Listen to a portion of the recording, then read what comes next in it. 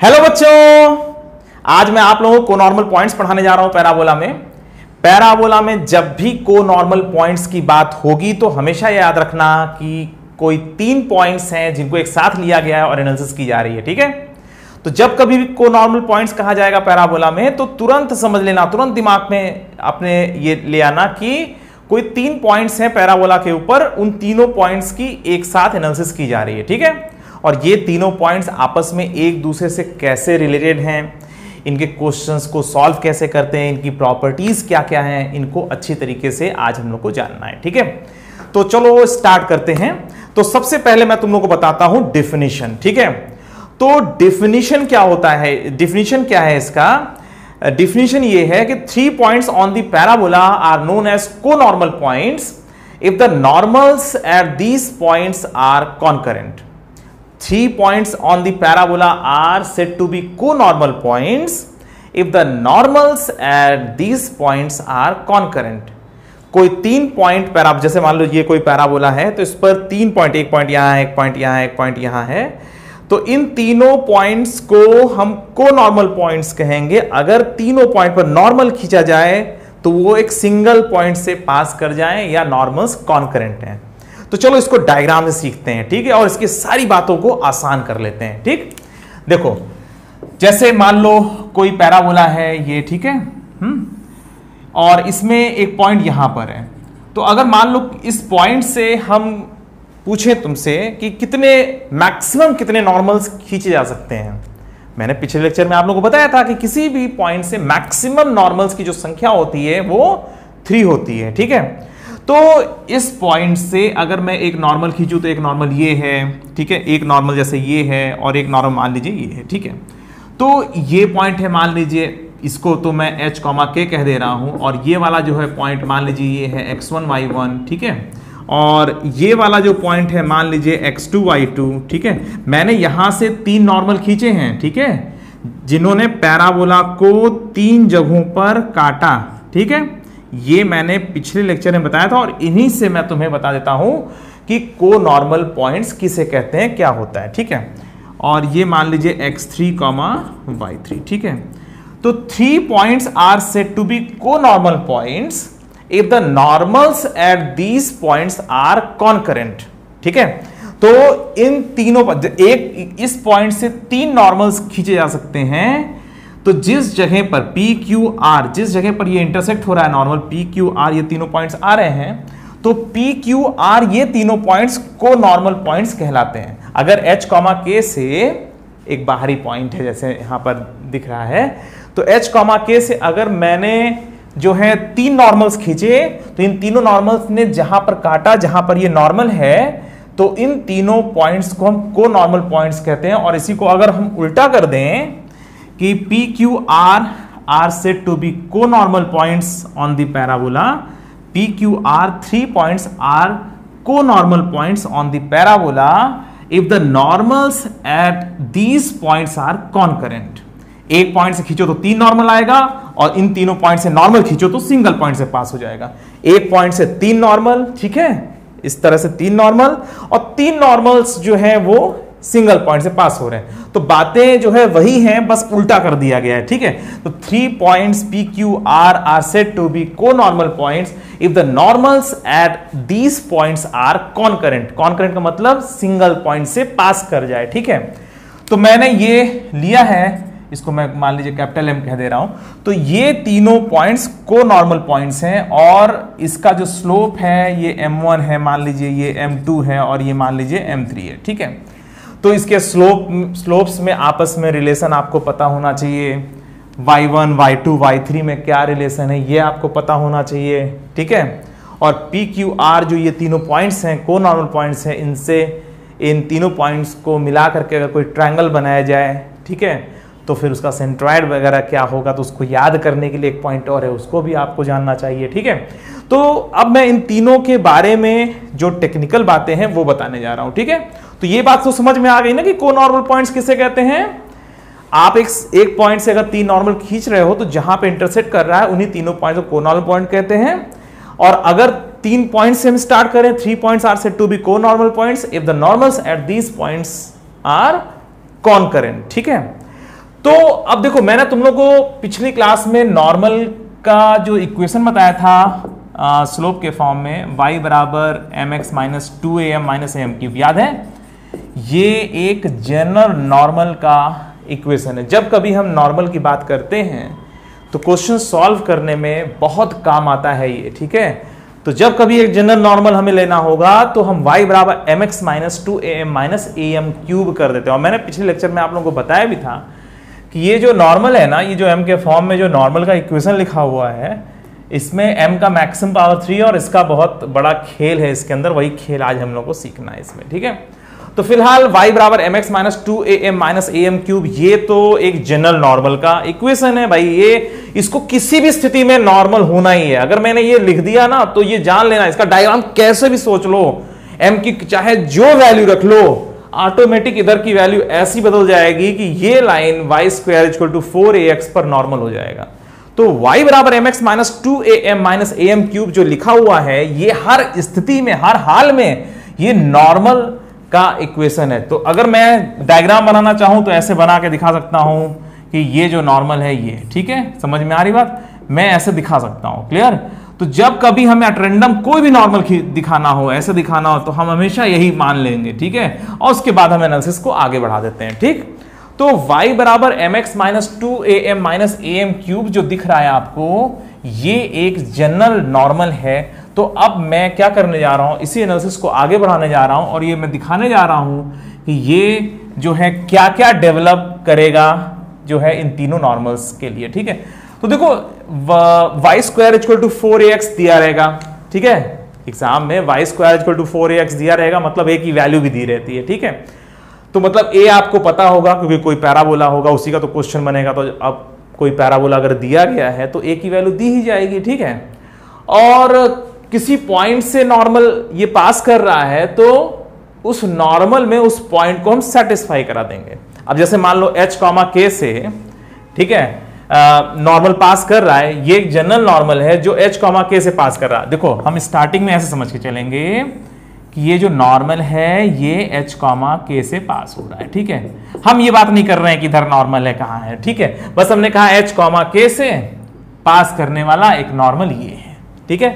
तो अगर h, k से पास करने वाला ये नॉर्मल है तो ये नॉर्मल h, k को सेटिस्फाई भी कर लेगा या h, k इसको सेटिस्फाई कर देगा। तो h, k जब इसमें रखोगे तो क्या मिलेगा आपको? k बराबर mh minus 2am minus am cube, ठीक है?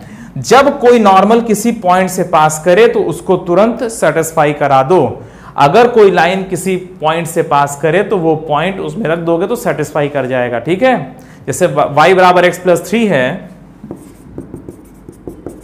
ये 1,4 से पास हो, ठीक है? 1,4 से पास होने वाली लाइन है तो 1,4 को इसमें रख दोगे, सेटिस्फाई कर जाएगा, सीधी सीधी बात है।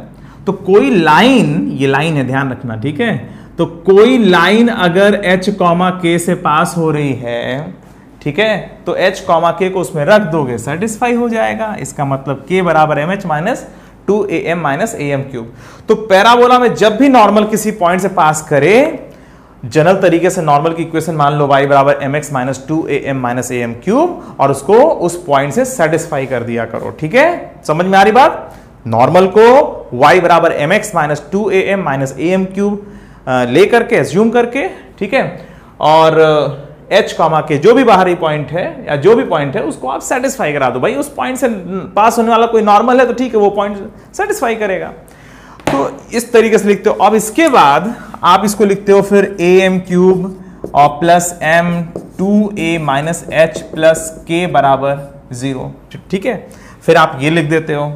ये भी काम मैंने पिछले लेक्चर में कर रखा है, ठीक है, कि अगर नॉर्मल किसी पॉइंट से पास करे तो उस पॉइंट को तुरंत उसमें सेटिस्फाई कर दिया करो, ठीक है? तो हमने सेटिस्फाई कर दिया। ये नॉर्मल इस पॉइंट से पास हो रहा है, तुरंत हमने सेटिस्फाई कर, उसी का पार्ट है ये, ठीक है? तो ये नॉर्मल इस पॉइंट से पास हो रहा, हमने सेटिस्फाई कर दिया। हमें पता चला कि ये तो m का क्यूबिक इक्वेशन है, तो इसका मतलब m की 3 वैल्यूज एग्जिस्ट करेगी, और m की 3 वैल्यूज एग्जिस्ट करेगी तो इसका मतलब है कि 3 नॉर्मल्स हो जाएंगे। तो जब हम ऐसे करके हम सॉल्व करते हैं तो पता चलता है कि हमें स्लोप की 3 वैल्यूज मिल रही। तो स्लोप की 3 वैल्यूज मिल रही तो इसका मतलब ये हुआ कि सिर्फ अकेला यही नॉर्मल नहीं है, 2 और भी नॉर्मल्स हैं, समझ में आ रही बात? अगर 3 रियल वैल्यूज मिल रही है m की, तो आप तुरंत समझ लीजिएगा कि सिर्फ एक से तो हमने स्टार्ट किया था, मगर m की 3 वैल्यूज क्या इंडिकेट कर रही हैं कि इसके 3 अलग अलग नॉर्मल्स यहां हैं। ठीक है, अगर 3 अलग अलग वैल्यूज आ रही हैं m की, तो इसका मतलब 3 अलग अलग नॉर्मल्स हैं, इससे एग्जिस्ट कर रहे हैं। क्लियर? तो चलिए, तो y बराबर mx minus 2am minus am cube मान करके हमने जो है जब सॉल्व किया तो पता चला कि ये जो है m का क्यूबिक इक्वेशन है। अब यहां पर देखो m1 plus m2 plus m3 की वैल्यू क्या होगी, आप लोग बताइए? 0 होगी ना? मैंने पिछले लेक्चर में आपको बताया था कि m स्क्वायर का कोई टर्म नहीं है तो ये 0 आएगा, और m1 m2 प्लस इसके बारे में अच्छे से मैंने बता दिया था पिछले क्लास में। ठीक है, आप लोग देख लीजिएगा, वैसे देख लिए होगे तुम लोग। और ये आएगा 2a माइनस एच अपॉन ए, और m1 m2 m3 की वैल्यू क्या आएगी? इसकी वैल्यू आएगी माइनस के अपॉन ए। ठीक है, तो ये तीनों पॉइंट्स आपको अच्छी तरीके से याद रखने चाहिए, आप लोगों को याद होने चाहिए। ठीक है, तो आप ये समझ लीजिए, पहले आपको नॉर्मल की इक्वेशन ये लिखनी है, फिर उसके बाद जिस पॉइंट से पास करे वो नॉर्मल, तो उस पॉइंट को सेटिस्फाई करा दो, आपको तुरंत m का क्यूबिक इक्वेशन मिल जाता है। और m का जब क्यूबिक इक्वेशन बन जाता है तो नॉर्मल वो पॉलिनोमियल इक्वेशन वाले कॉन्सेप्ट से आप देखना कि ये जो मैक्सिमम पावर क्या है, यहाँ पर 3 है तो इसके 3 रूट्स होंगे, m1 m2 m3 हमने मान लिए। उन तीनों रूट्स का जो सम है वो 0 होता है। ठीक है, उन तीनों रूट्स में दो रूट्स का जो सम होता है, दो स्लोप्स का जो सम आएगा वो ये होता है 2a माइनस एच अपॉन ए, और तीनों रूट्स मतलब तीनों स्लोप्स का जो मल्टीप्लीकेशन होता है वो माइनस के अपॉन ए होता है। ठीक है, ये आप लोग याद रखिए।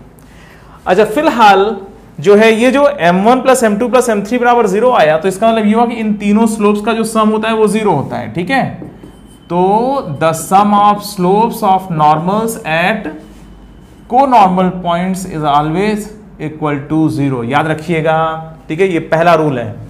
जो को नॉर्मल पॉइंट्स होते हैं ना, वहां पर जो नॉर्मल्स खींचे जाते हैं, उन नॉर्मल्स के स्लोप्स का जो सम होता है वो 0 होता है। जैसे मान लीजिए इसका स्लोप 2 है और इसका स्लोप मान लीजिए इसका स्लोप मान लीजिए 5 है, इसका स्लोप मान लीजिए 7 है, ये इसका स्लोप 5 है, इसका स्लोप 7 है, तो 5 और 7 मिलकर 12 हुआ ना, तो इसका स्लोप -12 होगा। ठीक है, इसका स्लोप मान लीजिए 1 है, इसका स्लोप मान लीजिए 2 है, तो इसका स्लोप -3 होगा, क्योंकि -3 1 और 2 मिल करके 0 बनेगा। किसी भी दो स्लोप के बारे में आपको पता है तो तीसरा वाला स्लोप मिल जाएगा। ठीक है, समझ में आ रही बात? तो the sum of slopes of normals at को normal points is always equal to 0। ठीक है, देखो इसमें क्वेश्चन कैसे आ सकता है। इसमें यह कहा जा सकता है कि किसी parabola y square equal to 8x में 3 को नॉर्मल पॉइंट्स हैं p q r। p पर जो नॉर्मल का स्लोप है वो मान लीजिए -5 है, और q पर जो स्लोप है वो मान लीजिए 3 है, और r पर जो नॉर्मल है उसका स्लोप निकालिए। ठीक है, तो मान लीजिए आपसे कहा जाए कि 3 कोनॉर्मल पॉइंट्स हैं p q r, p पर नॉर्मल का जो स्लोप है वो -5 है, q पर जो नॉर्मल है उसका स्लोप 3 है। ठीक है, तो r पर जो नॉर्मल किया जा रहा है उसका स्लोप कितना होगा? तो जाहिर सी बात है इन तीनों का जो सम है वो 0 होगा। आप तुरंत बता सकते हो कि इसकी वैल्यू क्या होगी, प्लस m3 बराबर 0 और m3 बराबर कितना हो जाएगा? 2 हो जाएगा, काम खत्म। ठीक है, तो अगर इसमें से इसका स्लोप पता है तो इसका स्लोप निकल आएगा, इन दोनों का स्लोप पता है तो इसका स्लोप निकल आएगा, इन दोनों का स्लोप पता है तो इसका स्लोप निकल जाएगा। ठीक है, तो कुल मिलाकर के जो ये कोनॉर्मल पॉइंट्स होते हैं ना पैराबोला में, वहां पर जो नॉर्मल्स खींचे जाते हैं उनके स्लोप्स का जो सम होता है वो हमेशा 0 होता है। इस बात को आप ध्यान रखिएगा। ठीक है, अच्छा, इसके बाद आपको एक और बड़ी मजेदार बात मैं बताता हूं कोनॉर्मल पॉइंट्स का। तो कोनॉर्मल पॉइंट्स में एक बड़ी मजेदार बात यह है कि तीनों के ऑर्डिनेट्स का जो सम होता है ना वो भी 0 होता है। तीनों के ऑर्डिनेट्स का जो सम है वो भी 0 होता है। तो आप लोग एक रूल ये भी याद रखिए, y1 plus y2 plus y3 बराबर 0। अब समस्या है कि इसका प्रूफ क्या है, कैसे हम इसको प्रूफ करें, मैं भी कर दे रहा हूं। तीनों के ऑर्डिनेट्स का जो सम है वो 0 होता है। को नॉर्मल पॉइंट्स के ऑर्डिनेट का जो सम होता है वो हमेशा 0 होता है। The sum of ordinates at को normal points is always equal to 0। अच्छा, मैं प्रूफ कर देता हूं पहले। देखो, y1 plus y2 plus y3 बराबर क्या होगा? -2am1 -2am2 -2am3। ये होगा कि नहीं होगा? कैसे? अरे यार, तुम लोग को पता है ना कि अगर नॉर्मल का स्लोप m पता है तो ये पॉइंट ऑफ नॉर्मलिटी क्या होता है? याद करो, x1 y1 के लिए मैंने क्या बताया था? x1 y1 होता है, पिछले लेक्चर में बताया था ना, am1 स्क्वायर माइनस 2am1। ध्यान दो भाई, इसमें x1 की वैल्यू क्या? अगर नॉर्मल का स्लोप आपको पता है तो उस पॉइंट के बारे में तुरंत आप लिख सकते हो। ठीक है, क्या होता है? am1 square comma minus 2am1, और इसके बारे में मैंने पिछले लेक्चर में बता रखा है। ठीक है, इसके बारे में सब कुछ बता रखा है, इसका पूरा प्रूफ मैंने बता रखा है, कहीं कोई चीज कमी नहीं है बेसिक्स में। ठीक है, तो अगर नॉर्मल का स्लोप पता है तो पॉइंट ऑफ नॉर्मलिटी भी हमें पता चल जाती है, वो है am1 square comma minus 2am1। ठीक है, तो मैं अगर y1 की बात करूं तो ये तो माइनस 2am1 है। ठीक है, और y2 की बात करूं तो माइनस 2am2 है, और y3 की बात करूं तो माइनस 2am3 है। ठीक है, इन तीनों में अगर मैं माइनस 2a कॉमन ले लूं तो m1 plus m2 plus m3 हो जाएगा कि नहीं हो जाएगा? देखो ध्यान से, मैं इन तीनों में माइनस 2a कॉमन ले लूं, भाई y1 plus y2 plus y3 क्या होगा? Minus 2am1 minus 2am2 minus 2am3। अगर मैं इसमें से माइनस 2a कॉमन ले लूं तो m1 plus m2 plus m3 आया, और m1 plus m2 plus m3 तो 0 होता है। यहां पे देख ही चुके हो, m1 plus m2 plus m3 बराबर 0 होता है, तो इसकी वैल्यू आएगी minus 2a into 0, that is equal to 0। तो y का जो ऑर्डिनेट्स का जो सम होता है कोनॉर्मल पॉइंट्स के, उसकी जो वैल्यू होती है वो 0 आती है। ठीक है, तो y1 plus y2 plus y3 की वैल्यू ऑलवेज 0 होगी। और इस पर जो क्वेश्चन बन सकता है वो कैसा बन सकता है वो मैं अब बता देता हूं तुम्हें। देखो, जैसे मान लीजिए कहा जाए किसी पैराबोला में 3 कोनॉर्मल पॉइंट्स में, एक पॉइंट है मान लीजिए P और एक पॉइंट है मान लीजिए Q, मान लीजिए ये है y square equal to 8x। ठीक है, ये है मान लीजिए 2 कॉमा -4, और ये पॉइंट है मान लीजिए 8 कॉमा -8। ठीक है, और ये P जो है इसका कोऑर्डिनेट नहीं दिया हुआ, इसको मैं x1 y1 कह दे रहा हूं। ठीक है, तो let P Q R are the 3 conormal points. ठीक है, डायग्राम भी बना दे रहा हूं तुम लोगों को समझ में आ जाए। ठीक है, तो P Q R are the 3 conormal points on the parabola y square is equal to 8x। ठीक है, हाँ, if the coordinate of Q and R are 2, -4 and 8, -8, then find the coordinate of P। अगर 3 conormal points में दो कोनॉर्मल points के coordinate दिए हुए हों, ठीक है, कोऑर्डिनेट्स दिए हुए हों, तो जो बचा हुआ पॉइंट है उसका कोऑर्डिनेट क्या होगा ये बताइए। तो सबसे पहले इन तीनों का सम y1, y2, y3, इन तीनों का सम 0 होना चाहिए। तो y1 प्लस -4 प्लस -8 बराबर 0 करोगे, तुरंत y1 की वैल्यू 12 आ गई। ठीक है, अगर दो कोऑर्डिनेट कोनॉर्मल पॉइंट्स 3 होते हैं, उनमें से कोई 2 कोऑर्डिनेट दिए हुए हैं तो तीसरा तुरंत निकल आएगा। तो ये नहीं दिया हुआ, इन दोनों के कोऑर्डिनेट दिए हुए हैं, इन दोनों के कोऑर्डिनेट्स जो दिए हुए हैं उसमें y की वैल्यू देख लो, तो -4 -8 और इसका y1। ठीक है, तो y1 plus -4 plus of -8 is equal to 0, तो y1 इज इक्वल टू 12। और जब y1 की वैल्यू मिल ही गई तो इसको रख दो यहां पर, इसको तुरंत उठा के यहां पर रख दो। भाई इस पैराबोला में अगर हमें y की वैल्यू पता चल जाएगी तो x की वैल्यू तो पता चल जाएगी। तो हमें पता है कि y1 square is equal to 8x1 satisfy कर जाएगा। ठीक है, अगर x1 y1 on the parabola है तो x1 y1 must satisfy this parabola. इस पैराबोला को सेटिस्फाई करेगा ही करेगा x1 y1। अगर हमें y1 पता चल गया तो x1 पता चल जाएगा। ठीक है, तो x1 y1 जब इसको सेटिस्फाई करेंगे, क्योंकि ऑन दी पैराबोला है, तो y1 square equal to 8x1 हुई होगा, और y1 की वैल्यू तो हमें पता चल चुकी है, तो 12 का square is equal to 8x1, और यहां से हम x1 की वैल्यू पा जाएंगे। तो x1 की वैल्यू क्या हो जाएगी यहां पर 144/8, तो 144/8 की वैल्यू कितनी हो जाएगी, इसमें हो जाएगा 18। ठीक है, तो x1 की वैल्यू 18, क्लियर। तो x1 की वैल्यू हमारी कितनी आ गई, 18 के बराबर आ गई। ठीक है, तो ये हो गया। तो हम ये कह सकते हैं कि x1 y1 जो ये पॉइंट है P, ये है 18,12। ठीक है, तो ये वाला जो पॉइंट है ये 18,12 होना चाहिए। सबसे पहले हमने क्या किया, y का सम कर दिया, 0 होना चाहिए। y का सम कर दिया, 0 होना चाहिए, इससे y की वैल्यू मिल गई, और y की वैल्यू मिल गई तो जाहिर सी बात है पैराबोला में रख करके हम x की वैल्यू भी निकाल लेंगे। ठीक है, तो ये दोनों रूल्स आपको याद होने चाहिए। स्लोप्स का जो सम है, नॉर्मल्स के स्लोप्स का सम 0 होता है, को नॉर्मल पॉइंट्स के को नॉर्मल पॉइंट्स पर जो नॉर्मल्स खींचे जाते हैं उनके स्लोप्स का सम 0 होता है, और उनके साथ साथ ऑर्डिनेट्स का जो सम है वो भी 0 होता है। याद रहेगा, उसको याद रखिए। ठीक है, तो ये हो गए 2 पॉइंट्स। ठीक है, अब जो इसके बाद जो पॉइंट आता है वो ये आता है कि को नॉर्मल पॉइंट से बनने वाले ट्रायंगल का सेंट्रॉइड। ये क्या बात हो गई, ये कौन सी बात आ गई? अच्छा ये बताओ, ट्रायंगल का सेंट्रॉइड कैसे निकालते हैं, आपको पता है? x1 plus x2 plus x3। हाँ, अगर मान लीजिए कि कोई ट्रायंगल दिया हुआ है, उसका सेंट्रॉइड निकालना हो। ठीक है, जैसे मान लीजिए कोई ट्रायंगल है, ये पॉइंट है मान लीजिए x1 y1, और ये थोड़ा सा बता दूं तभी बताने में अच्छा रहेगा। 2 पॉइंट्स तो तुम्हें एकदम अच्छे समझ में आ गया, तीसरा और समझ में आ जाए, बात हो गई पूरी। ठीक है, इसका जो सेंट्रॉइड होता है वो क्या होता है, x1 plus x2 plus x3/3 और y1 plus y2 plus y3/3, ये सेंट्रॉइड का फॉर्मूला है। ठीक है, तो अगर मैं PQR पॉइंट से एक ट्रायंगल तैयार करूं तो उसका जो सेंट्रॉइड होगा उसका y0 होगा। कैसे?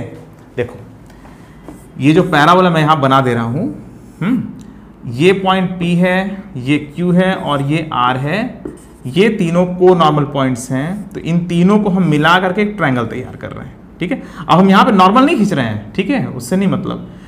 तो the triangle formed by the co normal points, यहां पे क्या बात हो रही है, the triangle formed by the co normal points. ठीक है, तो इसमें जो रूल है जो आपको याद रखना है, इसका जो सेंट्रॉइड होगा वो on the axis of the parabola होगा। ठीक है, देखो मैंने P को क्या कहा है, x1 y1, Q को क्या कहा है, Q को मैंने कहा है x2, y2, और R को क्या कहा है, x3, y3। ठीक है, तो the centroid of the triangle formed by the co normal points is always on the axis of the parabola. ये है तीसरा rule. The centroid of the triangle formed by the co-normal points is always, centroid हमेशा, centroid of the triangle formed by co-normal points is always on the axis of the parabola। कैसे बताता हूं, इसका जो centroid होगा वो क्या होगा, x1 plus x2 plus x3/3 y1 plus y2 plus y3/3। ठीक है, पक्का? अच्छा, अब इसको मैं क्या लिख सकता हूं, x1 plus x2 plus x3/3 0, ऐसा लिख सकता हूं कि नहीं? देखो ध्यान से। अरे भाई, y1 plus y2 plus y3 की वैल्यू जब 0 होती है तो 0/3 बराबर 0 ही तो होगा। तो पक्की बात है सेंट्रॉइड का जो ऑर्डिनेट है वो 0 आएगा, सेंट्रॉइड का जो y है वो 0 आएगा। तो जब सेंट्रॉइड का y 0 आ रहा है, सेंट्रॉइड का ऑर्डिनेट 0 आ रहा है, तो जाहिर सी बात है वो x एक्सिस पर ही तो एक पॉइंट है। तो तीसरा रूल आपको क्या याद रखना है कि the centroid of the triangle formed by the co normal points is always on the axis of the parabola. ठीक है, अगर 3 पॉइंट्स को हम को नॉर्मल पॉइंट्स कह रहे हैं तो उन तीनों पॉइंट्स से बनने वाला जो ट्रायंगल है उसका सेंट्रॉइड हमेशा एक्सिस पर ही होगा। ये ध्यान रखिएगा आप लोग। ठीक है, एक्सिस ऑफ द पैराबोला। तो ये 3 पॉइंट्स हैं, ये आप लोगों को अच्छी तरीके से पता होने चाहिए। अगर 2 कोऑर्डिनेट दिया हुआ है तो तीसरा कोऑर्डिनेट निकालना है, तो उसके लिए y1 plus y2 plus y3 बराबर 0 करके पहले आप y निकाल लीजिए तीसरे वाले पॉइंट का जो नहीं दिया हुआ है। और जब एक बार y आ गया तो y square equal to 4ax में y की वैल्यू रख दो, उससे x की वैल्यू निकल जाती है। तो जाहिर सी बात है कि अगर 2 कोऑर्डिनेट पता है तो तीसरा कोऑर्डिनेट हम बड़े आसानी से निकाल सकते हैं। ये क्वेश्चन बड़ा इंपॉर्टेंट है। स्लोप का सम जो होता है वो 0 होता है। अगर कोई 2 स्लोप्स पता है तो तीसरा वाला जो स्लोप होगा उसकी वैल्यू हम निकाल लेंगे। इसका स्लोप पता है, इसका स्लोप पता है, तो ये स्लोप निकल जाएगा। ठीक है, इन दोनों का स्लोप पता है तो जाहिर बात है इसका स्लोप निकल आएगा। ठीक है, तो किसी भी दो का स्लोप पता है तो तीसरे का स्लोप जो है बड़े आसानी से आप लोग निकाल सकते हो। ठीक है, तो ये समझ में आ गया बच्चों को नॉर्मल पॉइंट्स के बारे में सब कुछ। ठीक है, तो चलो बच्चों, आज आपने को नॉर्मल पॉइंट्स को अच्छे से स्टडी किया।